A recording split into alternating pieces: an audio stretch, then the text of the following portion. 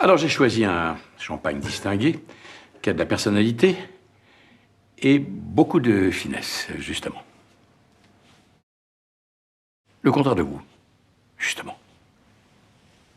Compte tenu de la haute opinion que vous avez de vous-même, je comprends que ce soit une révélation. Ne vous inquiétez pas, je me suis aperçu aujourd'hui que j'étais probablement, dans votre cas, à ceci près tout de même, qu'aujourd'hui, justement, quelque chose a changé ma vie. Bon, c'est pour vous dire que ça peut durer, et je crains qu'en ce qui vous concerne, ce soit parti pour. Autour de cette table, certains vous trouvent dynamique, combatif, entreprenant audacieux, et d'autres vous jugent suffisant, prétentieux, ridicule. Eh bien, les uns et les autres se trompent, puisque vous êtes tellement plus simple.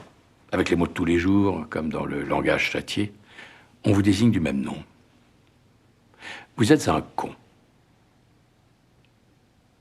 D'une espèce rare, je le reconnais. Catégorie suprême, celle qui cumule le con malgré lui et le con satisfait de l'être. Il y a longtemps que je n'avais pas rencontré un mélange aussi réussi. Toutes mes félicitations.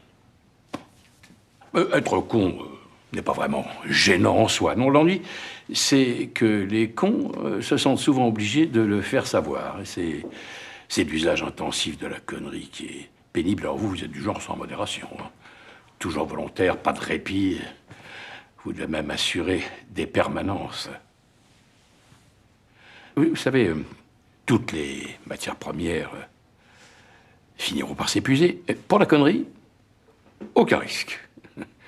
Vous êtes là. Vous. Et beaucoup d'autres. Votre force, c'est le nombre. Le vrai problème dans la chasse aux cons, c'est qu'il y a trop de gibier. D'ailleurs, c'est pour ça que j'y ai renoncé. Vous devriez en faire autant.